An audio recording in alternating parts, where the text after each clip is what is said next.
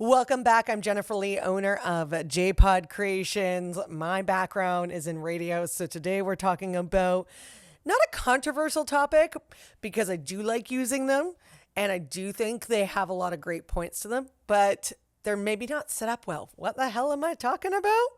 What am I talking about? Virtual studios. Let's get into it.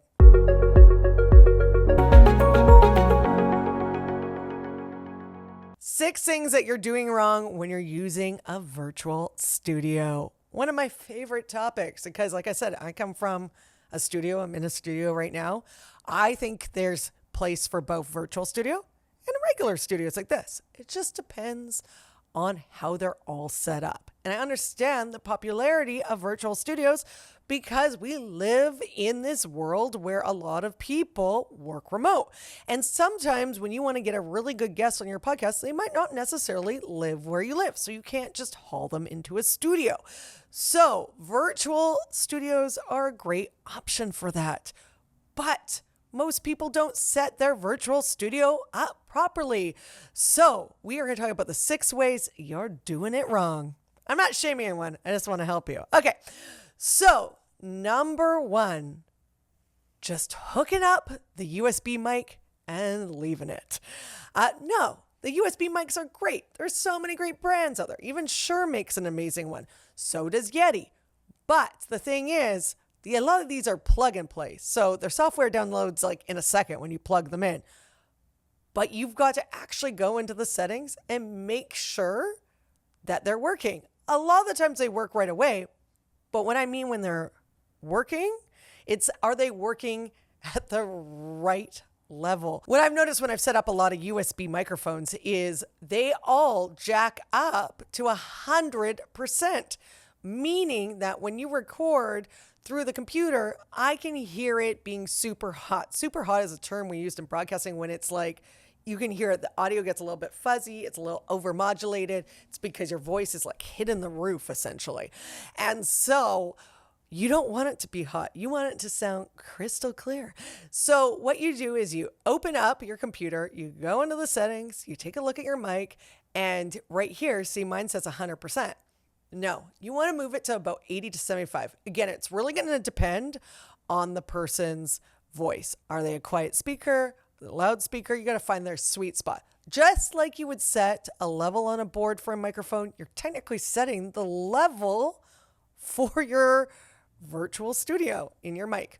And then when you use a virtual studio like Squadcast or Riverside, you also want to check the settings in the microphone there as well. So there we go. We got that part down. Next one, number 2. What type of mic are you using?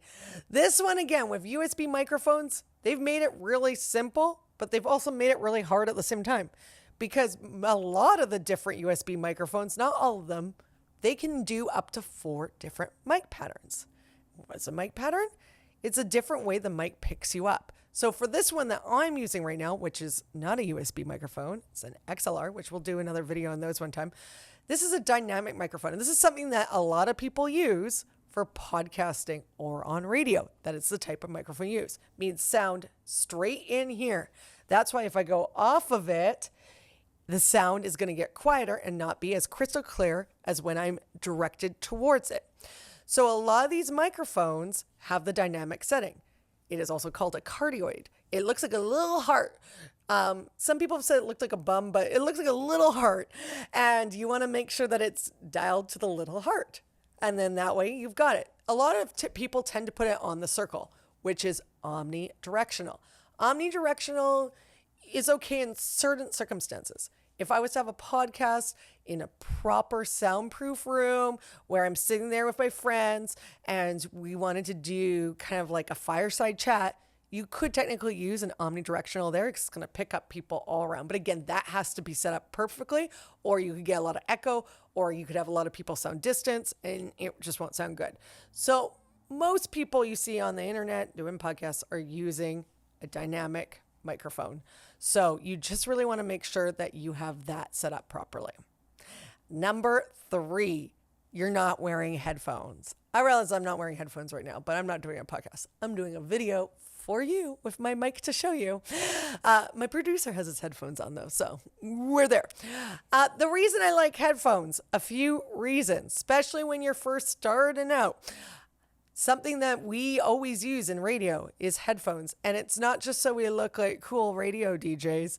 It's actually so we can hear each other. Like I said, there can be dead zones around this microphone. I need to know if my sound is going right through here with a microphone and a headset. I can hear that. So I can make sure that I'm correcting myself during the interview. Because the worst thing you can do, and we've all done it, is take our audio home and edit it. And we're like, oh, we're totally off the mic. So headphones are great for that. Headphones have an amazing purpose for virtual studios. A lot of the times, the virtual studios will even prompt you to say, hey, does everybody have their headphones on? Because it minimizes the echoes on the virtual studio. You gotta remember, when you're doing a virtual studio, you got a lot of different room tones going on. Because you've got your room, you've got the guest room. If you're having a few guests on, you've got another guest room tone on. So you're picking up a lot of stuff in each other's mics, and it might not sound very good. And you gotta remember too, these are USB mics, so they're hooked up to the computer. So what do they pick up? They can pick up the hum of your computer. If you have a loud fan on your computer, they can pick up. So it's just better to kind of minimize everything and use the headphones, because it does eliminate a lot of those issues. And so use your headphones. And the next thing kind of leads into number 4, which is make sure your guest has something to speak on. I understand it's not realistic that everyone's going to have a USB microphone. So if they don't have it, have a headphone with a cord. That's usually the best one. I know a lot of people like using AirPods. So do I. Problem is they don't always connect great. And still, a cord, it sounds old school, but a cord headset is still one of the best ways to record, especially in a virtual studio. So cord, just make sure it doesn't move around on your clothes, because you'll hear that like scratchy scratch, and then that won't be great either. Buds, if you have to, would be the next one. But the one that I don't want you ever using is the computer speaker. Please, no computer speakers. It's not great. It's not a great sound. Trust me, you'll hear the difference, especially if everybody else in your podcast is mic'd. It's not going to sound balanced. And there are some AI tools out there, of course, and I've talked about them in other videos.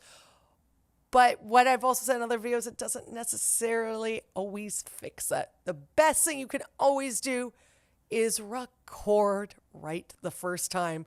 And then you can use all those fancy tools to enhance what you got. So there you go. Number 5, this kind of still goes with mic stuff, is yes, now we have all the settings and the mic's proper, but using your mic the proper distance.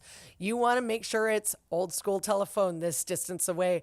I have seen mics, no joke, moving it over here and people talking in it. No, I'm not lying. I'm not exaggerating.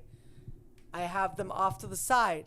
I've had them up. I've had them down. You really, and now I'm trying to make sure mine is like super adjusted right now. I'm getting the glare from my producer, but it's like, you really want to make sure that it's right here. You don't want to be, again, dead zone over this way.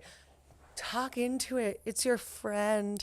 With the USB microphones, they come with a stand. A lot of times the stand is this short. Not great on your desk. So you're like this when you're trying to do it, or you're way away from it. And you have them too far away. A lot of times people do. So get stacks of books. Make sure the microphone is a great distance of you. Grab something to stack it up on. Pull the mic towards you. A lot of us like to have it away. I don't know why. It's not scary. Bring it towards you. It's going to make a difference. Trust me, you can try it and you'll notice the difference between being in the mic to not being in the mic. In the mic, not being in the mic. See, it's much more smoother and great, and you'll have a better experience, and so will your listeners, and you want to look like a pro. So that is number 5. Number 6, the last one, not using a virtual studio. Yes, I understand there's a lot of conferencing programs out there, but unfortunately, they're not all made equal. A lot of the conferencing platforms have a purpose, having meetings. The virtual studios take your sound to the next level. A Riverside, a Squadcast, a Zencastr, many of them. The reason they are the platforms they are is because they have people constantly tweaking and developing the software.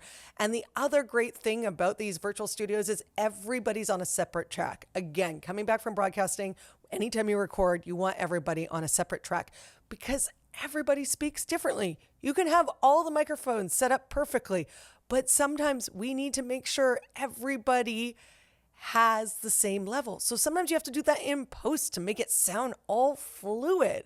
And it's a lot easier if something is going wrong on somebody else's track, like say their computer has a hum, say they have a really loud dog that's like barking during everybody's take. You're able to remove that a lot easier when everybody's on a separate track. So use a virtual studio. There are some free ones, and then there's also some that have some great plans out there as well. So just take a look at them, but try to do a virtual studio because again, if this is something you're going to do for a long time, you want to make sure that the quality is up there.